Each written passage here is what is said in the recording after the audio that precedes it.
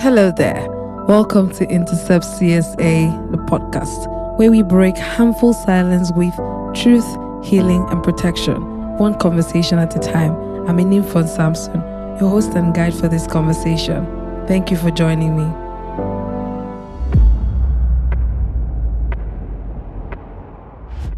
If you have parents or people caring for children around you, please make an extra effort to have them listening. Place your devices beside them. Invite them to lean in. Every bit of awareness counts for children. Now, a gentle reminder before we go any further. This conversation might be triggering. Remember to breathe, pause, and do what feels safe before you return. Gather around, settle in, and let me tell you a story. Her name was Owak, and Owak means many where I come from. She was 11, small eyes, beautiful in a way that made you hate poverty, because you could see how beautiful she would have looked if she wore polished shoes and bright uniforms with neat cornrows that framed her round head, and had a mother who protected her, not just one who needed her help. But Owak sold bread every morning before going to school in one government primary school behind her house. Then she sold bread every evening after school too. The small compound was crowded and busy, 5 small rooms in one yard where everyone shared everything. From toilet to bathroom to kitchen space, everyone buttocks to buttocks, back to back, cooking on their own little stove. It was a kind of place where privacy didn't exist and dignity was just the size of your mat or mattress, whatever you could afford. To manage themselves too, all the adults agreed that the children would bathe outside, behind the house to save time in the bathroom. Some days Owak saw eyes in the small farm behind her. Other days she felt the eyes but didn't see them. In that street, no one was anyone's business. Whether you came in or you went out, no one cared. Feet moved up and down morning till night, every day, non-stop, because once feet stopped moving, the hunger worsened. So when Owak started coming home later than usual after evening sales, no one noticed. No one except Auntie Peace, the self-appointed neighborhood radio, who told her, "You dey waka late too. You know say girls wey dey waka late no dey pure." Owak nodded, kept walking, pain running down her legs with every step. She just left the man in the nearby kiosk, the man who had started buying bread from her every evening. He was kind when he first began whistling at her. "You are a smart girl, you should be in school. Come tomorrow, I get old books for you," he said, as he squeezed the bread into one bowl and gulped it with water. Then he praised her for helping her mother. Then he started walking into his room behind his kiosk and asking her to come in for her money. That day she had followed him. The first day he'd placed her money in her hand, pulling her with it and slamming her face into his chest. But he'd released her and left her to go, laughing. By the 4th day, he'd become a different man and done things to her, and that's when the threats began. "If you talk, nobody go believe you. And me go tell them, say you don't dey come my room, say you go collect money." And Owak panicked, because once when she asked her mother what it meant when a man touched your buttocks, her mother slapped her. "What are you watching?" she barked. "Who is teaching you nonsense?" So Owak stopped asking. She began wrapping her chest with scarves. She avoided eye contact. Her grades dropped. She spoke less. But no one thought anything of it. No one asked any questions. All the adults left early in the morning and returned late at night with just enough energy to bark out instructions to children and then slump into bed. One day, Owak fainted and the compound erupted with screams. Auntie Peace took one look at her and said, "Owak is pregnant," and everything spilled out. From the man she sold bread to Auntie Peace's husband, to the sales boy that stayed with the family in the next room after her own and her mother's room, everything spilled out. Stories and stories of the times no one noticed Owak missing, nor someone calling her into their rooms, nor someone slipping into hers when her mother left. Stories of a childhood lost and wagging fingers that arrived too late. I may have written Owak's story as fiction, but it's a real-life depiction of the many cracks that exist in a child's world, the many gaps that can leave room for abuse. Just look at that story again. A mother who is present physically but not emotionally. A father who is missing in the story. An economic situation where things are so hard that everyone is tired, everyone is drained, and no one is home, like the way everything is in the economy now. A housing situation where there is no privacy. An 11-year-old is bathing outside where people can peep and violate her privacy. A culture that makes it sinful and taboo for children to understand sexuality, so the mother will not even talk about someone touching her buttocks because it means there is corruption already starting. Anti-peace who actually sees, but sees from a wrong lens.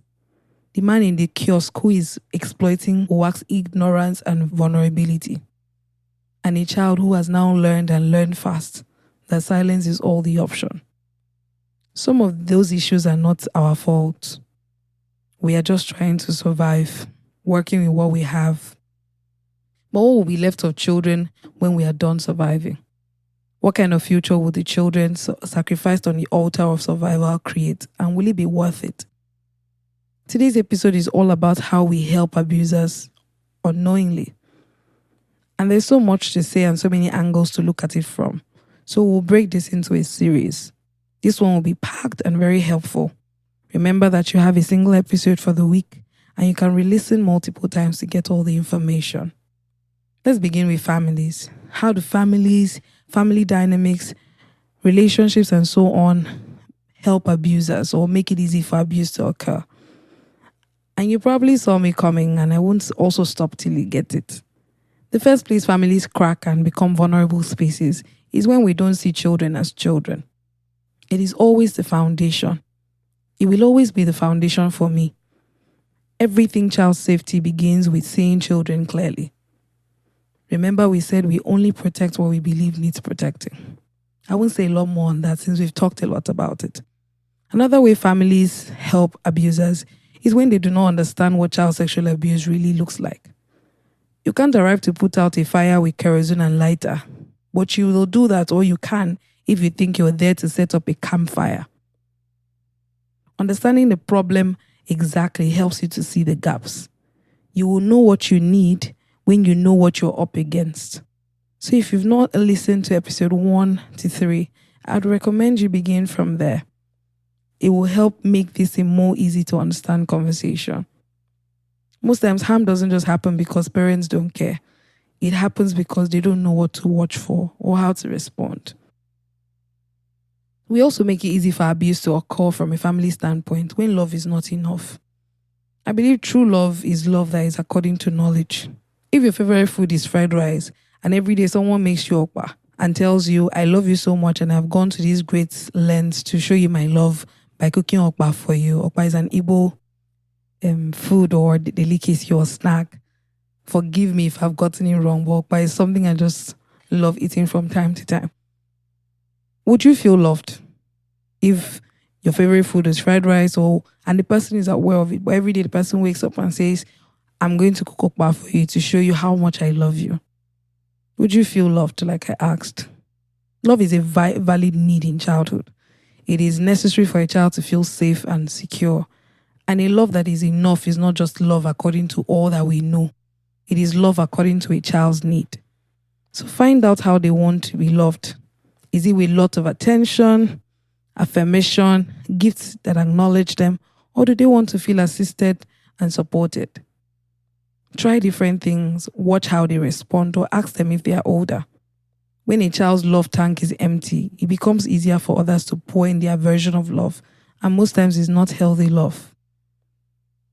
Families also help abusers when there is no communication. And communication is not just talking, it is emotional safety. This kind of safety is not built on the day that the child is in the face of harm. It is built in everyday moment, in how you respond to little things, how their mistakes are met. It is kind of safety that has no fear. And when a child doesn't have fear, they don't just know they can talk to you, they want to talk to you. And what are some practical ways to achieve this? Leave room for what feels unimportant to you. Even as an adult, there are times when I'm feeling fuzzy about little things or over little things. And in those moments, as little as they are, it means the world when someone pauses to listen to me like they're important. And I know it's not just me. You feel that way too sometimes. Now imagine that for children. My niece was running around one day and I just looked at her and said, "Why are you jumping around?"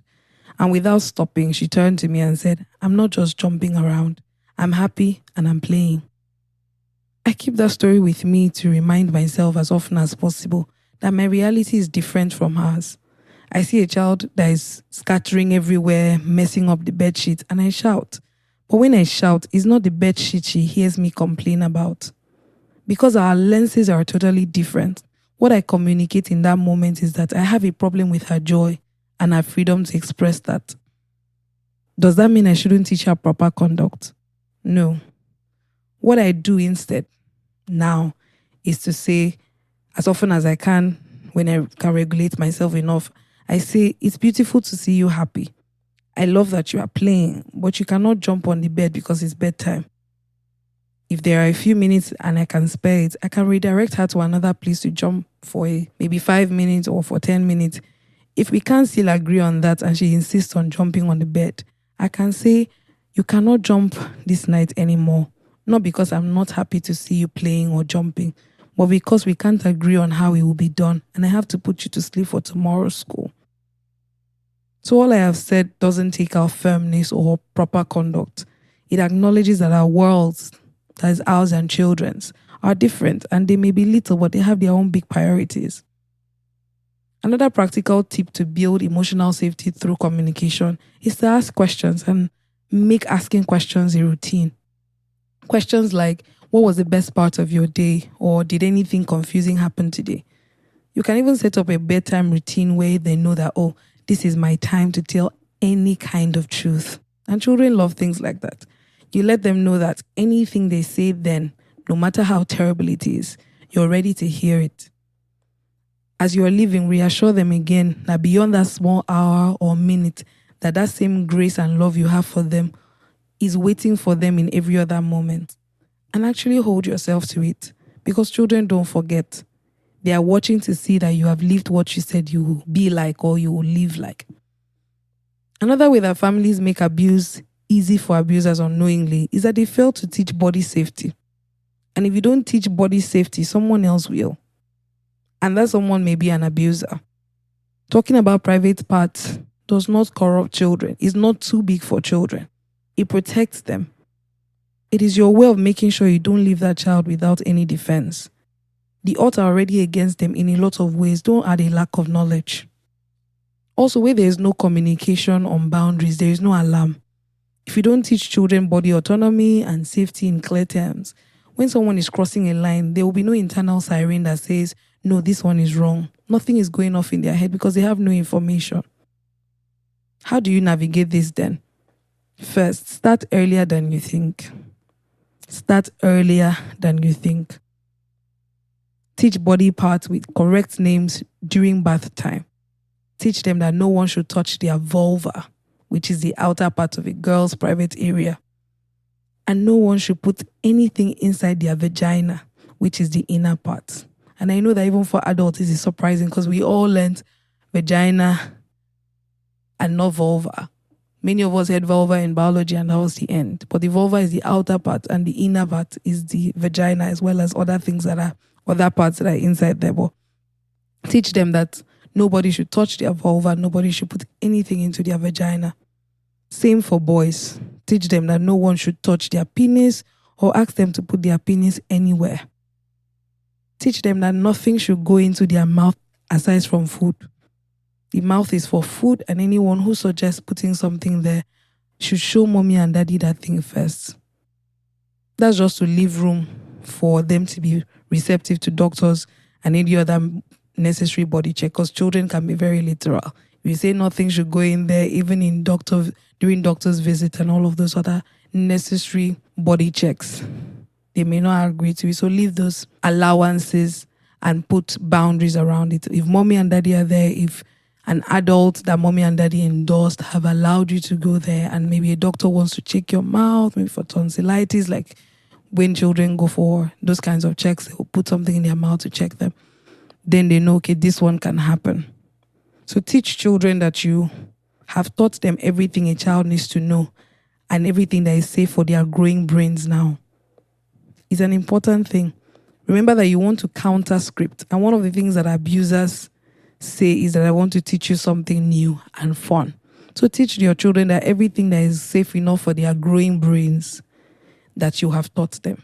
Let them know that there is a kind of knowledge that is not safe for them for now. There's a knowledge that they need to have when they are grown, when they are able to make better decisions, when they are able to have better control. So let them know that there's a world that exists beyond the world that you have given to them, but that there are certain things that you've held on for a period of time and certain things they will still come to learn in due season. So that whatever someone tells them tomorrow, there's something you don't know and there's something I'm going to tell you, they already know that, okay, mommy and daddy said there's something I don't know, or my caregiver said there's something I don't know, or my auntie, whoever is a child under your care that you're going to be having this conversation with within the family community, let them know that there are other things that you have not shared with them, but you have shared everything that is important for their growing brains. Also teach them that teachers cannot teach them anything that they are not teaching the rest of the class. So we have abuse cases which teachers isolate children and teach them abusive things alone, to tell them that anything that is not in the group lesson, that mommy has to know about it, daddy has to know about it, and call that teacher to order once you receive that report. You don't want to, even if it's healthy now, you don't want any information that goes to your child that has not come through you, whatever it is. Must be general, must be in an interruptible space, and must be something that is monitored and evaluated to know how safe it is for that child. Teach consent by also holding yourself to the standards you want everyone around you to hold themselves to, or everyone around the child to be held to. Ask the children things like, can I give you a hug, before you give a hug? Hands off when they say no on an activity, and then explain your reason for going ahead when something is necessary and is important for them. This idea of modeling consent is a very simple but very effective thing to do. And I tell you, some days it will look like your child carrying around a hairstyle you absolutely hate, because that's what they said they liked. As long as it is not harmful, prioritize their opinions. And if the only thing their opinion is clashing with is your ego, please let them win. For the greater good of modeling respect and for the greater good of honoring their voices. Have you seen what I meant when I said you can't keep children safe and be a poor carer or parent? Once you begin to learn about child safety and what it takes to keep a child safe, it improves your parenting, it improves your relationship with children. So use everyday routines like bath time, dressing time, or changing time as teaching opportunities. Get age-appropriate books on boundaries, on body safety, on body autonomy, just different things that allow children to have language in storytelling. Also, there's an activity called the safety hand activity. You can use this to teach children about safe adults. And this is a very simple activity, but it's very important because children will not always feel like speaking to you directly. So following the 5 fingers, give them 5 safe adults they can speak to. This is especially for younger children since they learn by attribution. So during bath time or night prayers or any other family routine, attribute each finger to one safe adult. You can tell them your pinky finger is for this person, maybe auntie.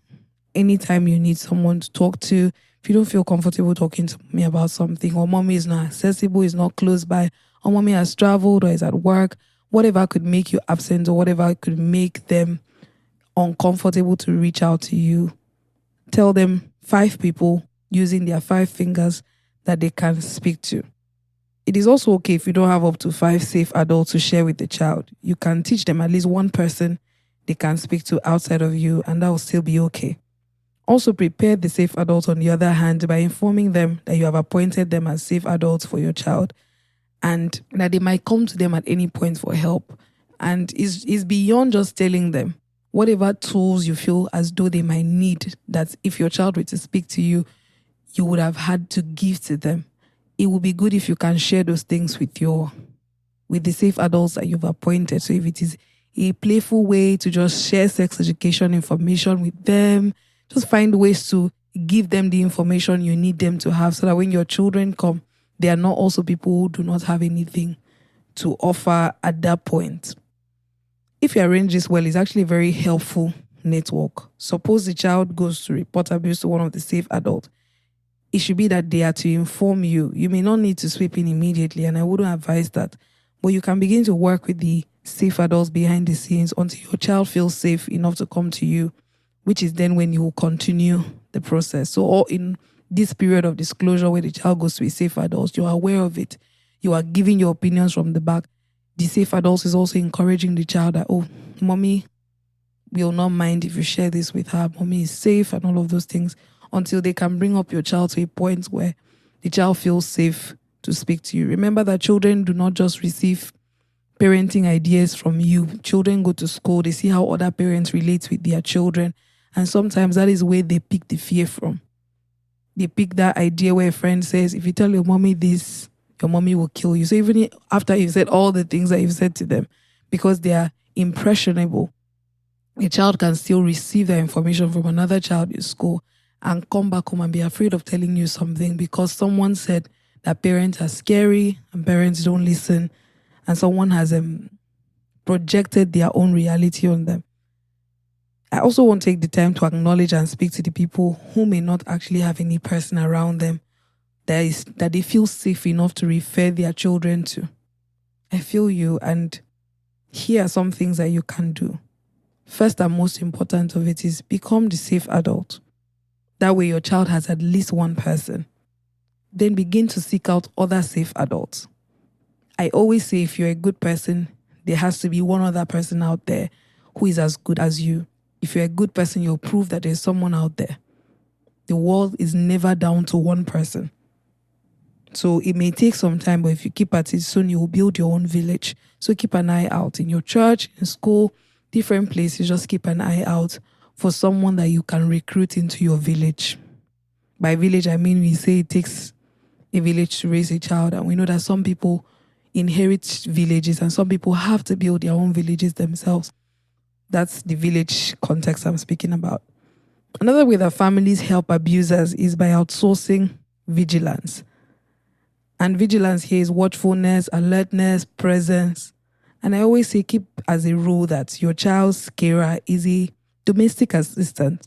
And while they can be great partners or allies, the job of watching a child, being alert to a child, or being present enough to notice when harm has come in is your sole responsibility. It's not the responsibility of the person that you brought from the village. Even if he's a well-trained person, I still strongly advise that it's the safest approach to take. Vigilance is not to be outsourced. It's your sole responsibility because childcare is tough and there's a lot of commitment required that you cannot pay someone to have. Are there people that come in and act with that level of attention? Absolutely. But it is better that you remain the lead over your child's vigilance, that you won't let down your guard and assume someone else is watching. Watching is your sole responsibility. Am I also saying that you have to do everything yourself or be everywhere? Absolutely not. It just means you cannot stop being intentional, like I said.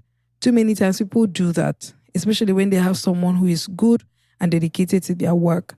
But I feel as though that leaves room for surprises. So simply set up a periodic routine where you still ask your helper or nanny to give their observations about things, about school, about things that they are probably observing in their day-to-day routines with the child. And then ask your child questions if they're old enough to talk. And let it be obvious to your helper that you and your child talk. It keeps the helper on their toes. Abusers are very calculated, and even for the non-calculated abusers, for those ones who just take advantage of opportunities, or people who have pedophilia that you may not know of and they too might not be fully aware of, by remaining in charge, you seal off that gap and that opportunity that would have led to abuse in the first place. If that carer, that helper already knows that there's a constant communication between you and your child, and you're constantly watching and you're constantly on top of your vigilance, then that acts as a check and a balance in that relationship. And please remember that the first step of vigilance when it comes to helpers is vetting. Every other step will be like medicine after death. If you've not already vetted the helper, no matter who brought the help, whether they came from church or through family friends or your friend's child, have a background check done on them. Put them in a watchful probation period. Set up proper safety checks around them, like cameras And let everyone at home, in school, in church, everyone that is part of your village, let them be alert to them.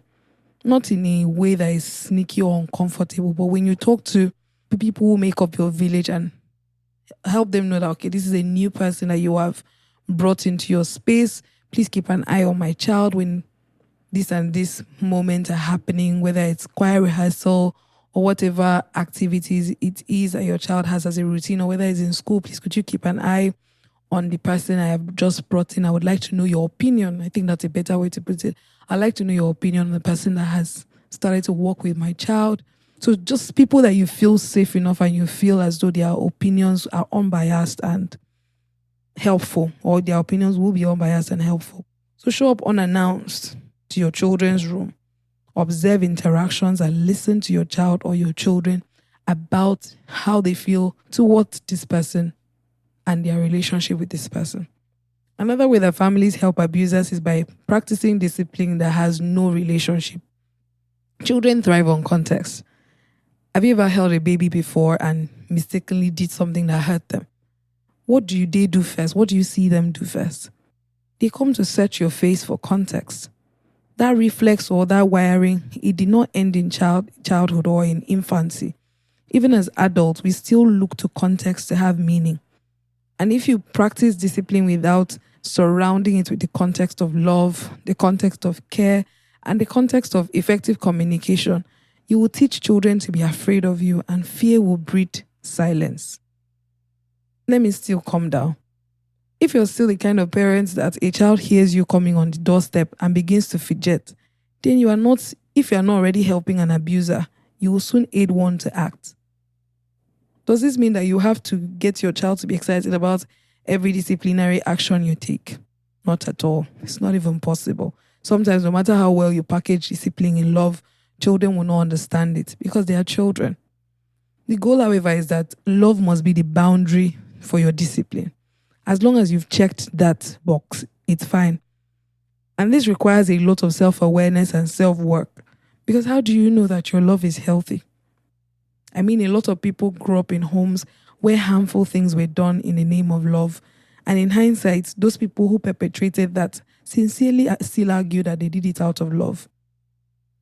So let me give you a standard for safe love that you can keep in mind with children.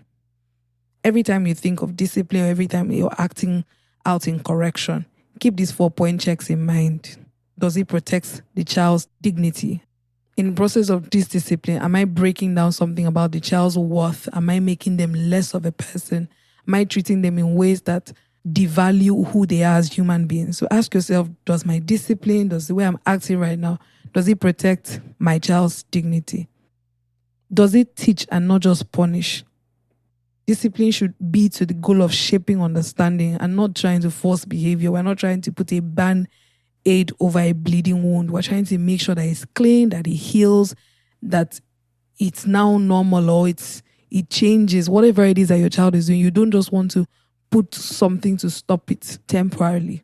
You want to make sure that that child has actually learned whatever behavior it is that you're trying to communicate to them. So does it teach? Does your discipline teach? And it's not just with the aim of punishment. Does the child feel emotionally safe afterward?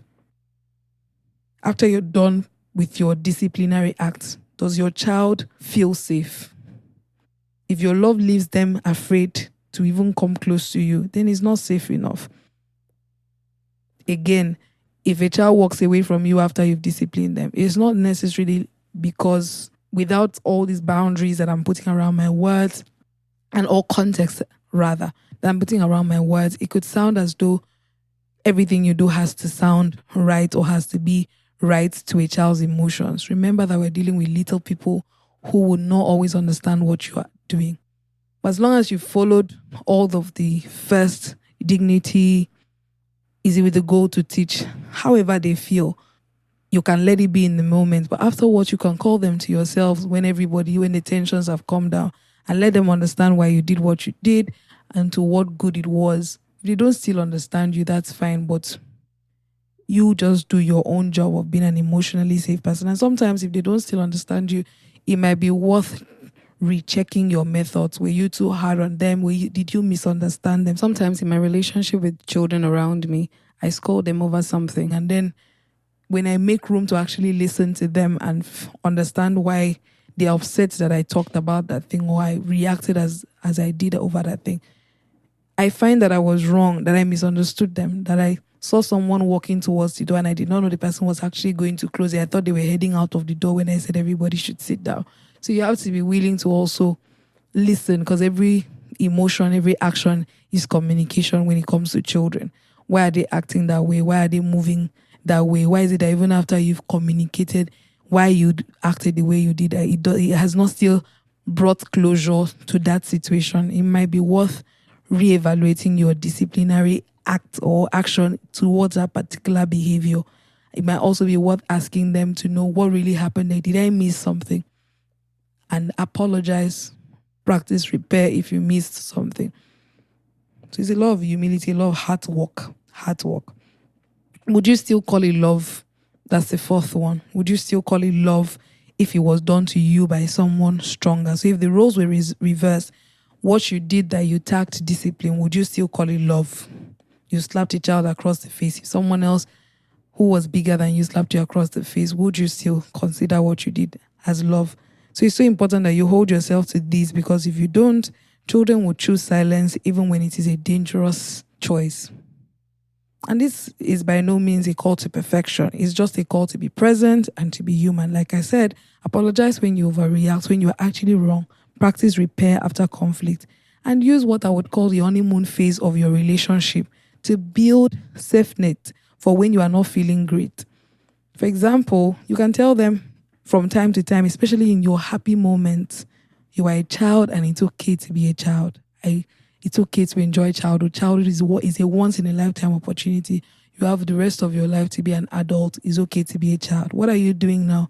It's for the days when you treat them like their childhood is a crime. They will remember that. Those days when you see them, like I told my niece, why are you jumping around? Jumping around is what children do. Jumping around is what 3-year-olds, what 4-year-olds do. That's how they express themselves. So on the days when you make their childhood, because life is just happening everywhere, you're feeling your own feelings, and you also need someone to parent you. It can help you to stay grounded. Also, families who teach children that some people are above accountability help abusers. Accountability begins with seemingly simple moments or little moments. If a child comes to you and says, uncle or auntie pulled my hair, or your cousin pulled my hair, and you don't quietly investigate or you brush them off because the person is family and family does not do harmful things, when abuse occurs, you will not be the person that your child wants to speak to about abuse, and you would have created a gap. Remember, we're still talking about gaps. Would have created a gap that an abuser can exploit. So let your child know that nobody is above accountability. Tell them we love our family, but we don't have to be loyal to hurtful people. We can love them from afar. Teach them that harmful people are safer away from their loved ones. They are safer away than near their loved ones.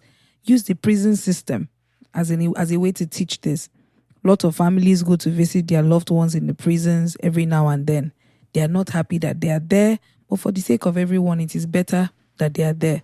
So they should know that if it makes you feel unsafe or auntie makes you feel unsafe, we don't have to live together to be family. It's so important that you model safe and healthy boundaries to children, not just for today, but for their own future. Some people that are in domestic violence situations never saw this modeled. No one told them that love had a standard or that they deserve to be protected from a loyalty that is harmful. And everything you set as a standard for your child's safety today becomes the bedrock for all the other safety decisions that your child will make in their lifetime. So it's a big deal. Families with no emotional presence also make it easy for abusers. They create gaps that make it easy for abusers. We already talked about this subject of presence as consistent attention and interest in a child's world in one of our earlier episodes. Emotional presence is prevention. And presence is not just about the location of your body. You can be in the same house and still be unavailable. And children feel it. So when they don't feel seen at home, they start to go searching in other places. And in this age and time, it is so easy for them to find an abuser who can fill up that gap with harmful love. we're also in such a distracting time. Making time for children, even the children that are in my care, is something I have to remind myself to do all the time. There's always something I need to get to. Always something I want to do with my time. Always something I'm distracted by. But we have to learn to put our phones down, sit on the floor, ask about their activities, their drawing, their game, watch what they are watching, answer their questions. If you're out of the house, call on FaceTime. Presence does not always have to be loud or an everyday physical reality, which is impossible for some people with the nature of their jobs and just the survival situation. But presence must be felt, and there's a way a presence can be felt even when it is not an everyday reality. By everyday reality, I mean you may not be able to stay back from work every day to sit with a child, but a child can still feel loved by the day-to-day little efforts you put to make sure that you show up as a present adult around them. Remember that the absence of consistent, careful attention is a huge gap that abusers exploit. Families that also use shame as a tool make it easy for abusers, because shame kills disclosure and shame also kills emotional safety. When children have been schooled in shame around you, you set the tone nicely for abusers to ride on. And as a Nigerian adult that has been in active childcare for 6 years now, I see how much I struggle to not slip into using shame as a tool. I've come to see that many of the things I stopped doing as a child, many of the habits that nobody could get me to stop, shame was the last resort by the people who were caring for me at that time. For example, I used to bite my lips a lot, and my mother would talk and talk. When she was fed up, she started to call me the girl with the crooked mouth in our dialect. And it used to be so painful. But I stopped. Guess what? Till now, I still look at the mirror and sometimes I feel like my face is crooked. And that's all my mom knew then. Like I said, that's how a lot of us were raised. And as someone in a lot of interactions with children, I still feel that urge to use shame as a tool to get a child to do something, to change something, because it works. It's just that it's negative.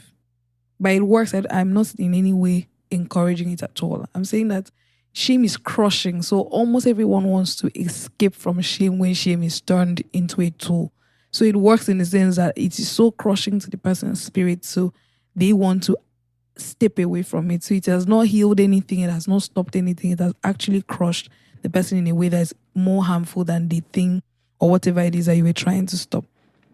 So it makes me wonder, as well as I deal with children, while I deal with children, I experience all of this. It makes me wonder, how many generations did it go through before it came down to my mother? She didn't know what I know now, and I assume she would have done better if she knows what I know now. She's already doing better with all the information she has now. But how about you and I? Now that we know better, it's not something to be ashamed of that it still crosses your mind. It's just learned behavior from what your brain has picked up. It's like reflex. But you don't have to continue like that. So be deliberate with the children in your care or the child in your care now, whether you are a teacher, and this cuts across, because shame was a tool even in school. Whether as a teacher, a parent, a mentor, if someone cursed you out to learn a trade, if your teacher cursed you out as a child, you don't have to do the same. And with little children, it's so subtle, but it's there in our day-to-day conversations. And if you ask me, these are things I would never say to a child. Things we can all commit to not saying. I won't ever say, you will see how everyone will laugh at you when you do this or that. Because I don't want them to learn about how the community polices behavior through shame. I don't want them to learn that. I don't want them to be in trouble and that's the first thing that they think about. I won't ever say, cry now. Everyone is watching you, and when you grow up, everyone will remind you that you used to cry like this. I don't want to shape them in shame. These are all normal sounding words for the climate that we grew up in. But I know how that scolds you, and I know how that affects you. And I know how that brings you up in shame. That's how that forms a curriculum of shame that nobody talks about. To tell your children that they are growing, and whatever it is that they feel bad for, one day people will forget. And if people don't forget it, it will not still change the fact that it's no longer who they are. It's such a valuable lesson. Tell your children they are growing. Whatever it is that you're struggling with, whatever it is that you used to do, whether they pick something from somebody's bag in church or in school and everybody found out about it, don't be amongst the people who are telling them forever and ever, everybody will know you as a thief. Let them know that whatever it is, one day people will forget. And if people don't forget it, it will not still change the fact that it's no longer who they are. Teach them that they can change and they can evolve. And one day they can own their stories, no matter how terrible it is. By own their stories, it means they can evolve past it and they can talk about it as something that used to happen in their journey, as something they walk through, a part of their journey. It's not their whole life, it's not their identity. And this is not a movement to erase social consciousness, not at all. Or the idea of building a good name or legacy. Teach them all of that side by side. Teach them that there are real consequences, because there are real consequences in the world. Consequences that you would rather they don't face if they could choose. Teach them that you wouldn't want them to choose a hard path. This is helpful, especially when teaching older children about sex. Let them know that if they get pregnant or get someone pregnant, it's not the end of the world. You will be disappointed, but you will be there for them.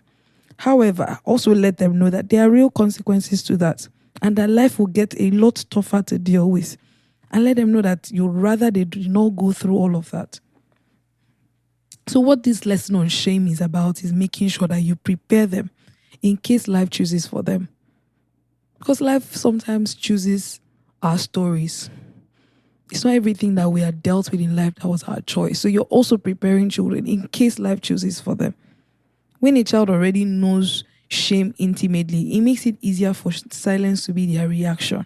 It makes it easier for an abuser to just echo your words and say things like, tell everyone and you'll see how they'll start to treat you. Or you don't know that girls who are not virgins are dirty.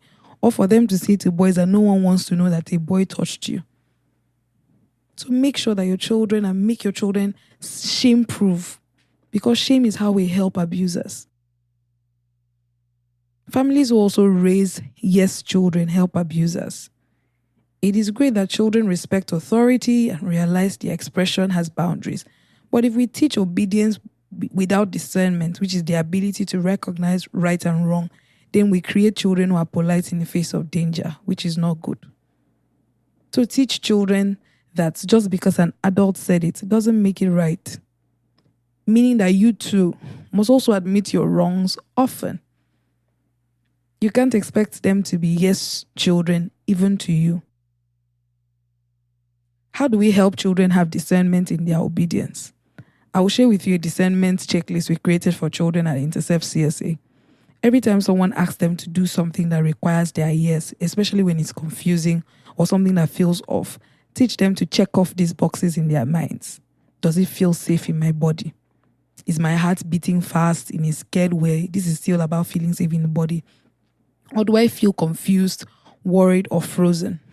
And if they say, and tell them that if at any point the answer is yes, tell them to stop and find help, because that's their body warning them. Another question they should ask themselves is it a secret or a surprise? This person that is talking to me, is the person telling me I should not tell anyone? Are they also telling me that I'll get in trouble if I speak to someone? And in that context, teach them that surprises are things that are meant to be shared later, and secrets that scare people are not okay. Some people also teach this as safe and unsafe secrets. Safe secrets being secrets like birthday presents, like if you tell a child, shh, we're going to go and buy this thing at the supermarket so that we give your brother when we get home. That's a surprise. That's a safe secret. So you just tell the child, okay, let's be quiet. Once we get home, this thing is going to be unwrapped on so and so day. Safe secret. Anything that is to be held for a short time and will be shared to mommy and daddy within that day. Safe secret. Well, unsafe secrets are those secrets that involve anything involving the child's body is an unsafe secret. So you want to tell your children anything that involves your body, anything that someone does to your body and says, do not tell mommy and daddy, that's an unsafe secret. And anything that they've been told to not tell anyone about is an unsafe secret. So ask them to ask themselves, is it a secret or is it a surprise? That's after they've asked themselves, does it make me feel safe in my body? Am I feeling scared? Is my heart beating fast? Do I feel confused? Do I feel frozen? Another question they should ask themselves as part of discernment is Is it kind and respectful to me? These are just drills you can have with your children as they're showering, as people are having conversations. Is it kind and respectful to me? Is the person treating me in the same way that they would have treated me in front of other people? Are they treating me different now that we are inside alone? Are they also doing or saying something that makes me uncomfortable? Remember to teach them that if someone treats you differently in private, you can say no and you can leave. Another question they should ask themselves is, do I feel allowed to say no? Am I feeling scared to say no because they are older or they are in charge in that situation? Am I worried I'll be punished if I even try to tell this to someone? Because all of those information, interestingly, is in our bodies when abuse is happening, no matter how young we are. So if someone is able to give us language in this moment, then as all of these signals are coming, a child will be able to use that language to make sense of what those signals are about. Remember, children are full human beings. So everything that an adult might feel in that situation, and a child is feeling it in a form. It's just that it's confusing. There's no language. There's no context. So all of this is giving language, is giving context to that feeling that the child is just feeling like, I don't think this is something I can tell someone. So now you're now telling them, if you are in that situation and you don't feel like this is something that you can say no to, you don't also feel like if you were to tell someone this, I will be safe, then that's your body telling you something. And so you teach them that adults that are trustworthy will still respect you even when you say no. So if you feel pressure to say yes, it is not a safe, it's not an obedience, or it's not a yes you should give. Would you still do it if someone you love was watching? It's another question a child should ask themselves to be discerning of what kind of obedience is proper obedience. Will I still do it if my mom or my dad was watching this? If your parent or your teacher was there, would you still be doing that? So that's something to tell a child. Whatever this person is asking you to do, if mommy was watching you, would you feel okay doing that? If you think you will not, then is what stopping? That means it's not okay.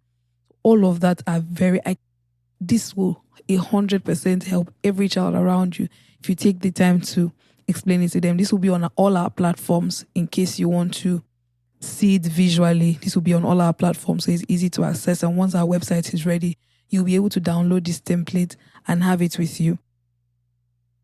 Also have the child ask themselves, did I ask questions and get clear answers? We're still on discernment. Did they answer my questions, or did they get angry and was I shut down? Safe adults don't get angry just because you asked why. So you want to teach them that. When someone is safe, when someone is doing the right thing, they don't get angry when you ask questions. They take the time to explain it to you. So let them have all of this, and then let them have it as a mantra that they can still obey and still ask questions. Obedience and questions, they don't fight each other. Both of them can exist together. They are allowed to be respectful and wise at the same time. Children listen.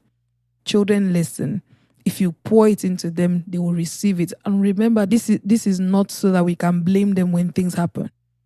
This is just to make sure that they don't lack defense. Please, this is not so that we can say we've taught you everything you needed to have known. Children are vulnerable. It is still adults' responsibility to protect children any day, anytime. So also teach everyone in your circle to respect your children's choices. And this begins with what you model, like I've said, and what you refuse to tolerate when it comes to them. Another another behavior or another room or thing that leaves gaps for abuse to happen, or another way that we help abusers, is when families do not know that devices are not just tools but gateways. Devices are not just tools but gateways. Phones are no longer innocent. One click can lead a child to a world of pornography, predators, and people with all kinds of grooming tactics, all while they are just sitting beside you. So families that are still innocent about phone use, they make it very easy for abusers. What are some things that can help? Delay devices for as long as you can. As long as you can, delay devices. Remember also that they're in school and other places where parents who have sent their children there do not have the same plans as you have for your own children. So it's better that they have controlled access than sneaky access. So keep that in mind. If you have children in higher secondary, have a proper conversation with them and allow phone or device ownership with parental controls where you found out, okay, maybe there's no way around it. And if you continue to delay, please have frequent conversations to make sure that you are on the same page and nothing is going off behind you. That children are not just looking at you in the face, and when they get back to school, things are happening. So remember that as well, that children are going to be going to school with other people who are exposed to devices and all of that. And it's better that they have controlled access. It's better that you give them whatever information you need to give them with regards to that. It's better that they have access to it with your supervision than we hear people all the time say, I grew up in a house where there was no TV, but a lot of things still happened. So if their parents were to give the testimonial of their parenting, they will say, oh, I raised children without TV in our house, but what really happened? How did these children still have access to pornography and other things that they still got into? So you want to make sure that you have given direction rather than just having an illusion of control. So have frequent conversations to make sure that you are on the same page. If you decide to delay devices, you are on the same page as to why you're doing that. You're on the same page as to the dangers. You're on the same page. You bring them on board. Children listen. Children listen. And when they finally own devices, talk often. Ask them, what did you see online today? Not like you're fishing for something, but like you're having a conversation. Finally, families that put anything above children make it easy for abusers. Whether it's your personal image, money, or survival, abusers ride on all these circumstances to create a havoc.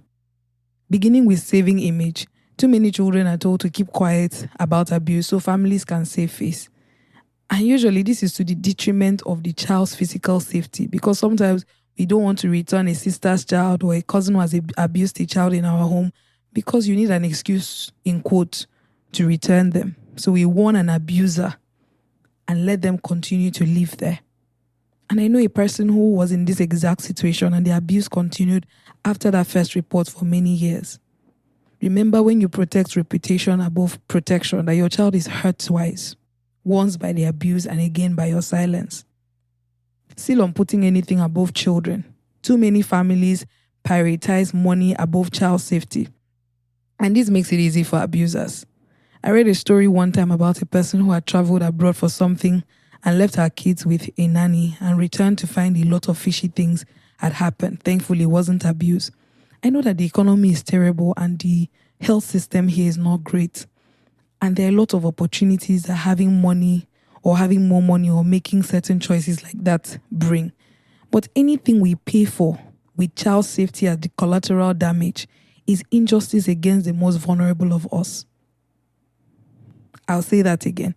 Anything we pay for with child safety as the collateral damage is injustice against the most vulnerable of us. It's great that your money can afford vacations and a big house, but is your child safe while you're making it? It's a question to keep in mind and answer often. We also help abusers when we place personal desires above the commitment to children. I believe strongly that a commitment to have children is a commitment to embrace deficit. I have come to that conclusion from spending more than 5 years in active childcare now. If you will not be able to say, I let go of this because a child needs safety, a child needs support, and so on, maybe don't sign up for it. I feel as though we live in a time where we want to have everything, but with as little payment as possible. But children alter everything. You have a dependent on your hand. Sometimes children will alter even the choice of a spouse. And this leads me to one of the most prevalent scenarios of abuse, which is between step-parents and stepchildren. Do you know that sometimes abusers marry people to have access to their children? They do a proper wedding, get everything done, but the real person they have an interest in is a child in your care. And they've crossed all your hurdles to get to them. So it's not just enough to choose for love. You must choose for child safety. You must ask yourself, is your new partner safe enough for your child or children? Have you listened to your children to know how they feel about this person? Remember that once children are in the picture, it's no longer your life alone. And I'm sorry for those who didn't get the chance to make that choice. People who had that choice of whether or not to have children made for them, whether it's through violence or coercion or anything. I hope there's a system that will get to a point where there are safe foster arrangements for children to be placed with people who want them. Until then, we all owe children. We owe them sealing of gaps. We owe them putting in the work. And we owe that to their future. Today we've spent the time looking extensively at how families help abusers unknowingly. We've looked at the cracks, the bends, different things. Next week, we'll look at how we do that as a society, as a community of people, how we jointly create gaps that aid abusers to act. Eventually, we'll get to see modern trends and practices and ideas that affect child safety today. I believe that this episode will be helpful to everyone raising children or working with children, to all of us as well. So here's what I'd love you to do as a call to action this week. Think about what stood out to you the most in this episode.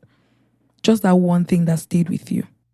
Share it and tag me at Inimfon Samson. Inimfon is INIMFON and Samson with P. At Intercept CSA, the same name as the podcast, wherever you are posting. I'll be looking out for your comments, and honestly, it might help someone else find this episode and really connect with it too. Remember to follow us on Facebook and Instagram at Intercept CSA and subscribe wherever you listen to your podcast so you can get notifications and be one of our first listeners. Thank you for joining us in this episode today. Thank you for your time. Thank you for the steps you're going to put in to bring these things to life. Remember, together we can intercept abuse and protect the children we all care about. Together we can intercept for future. Until next week. See you.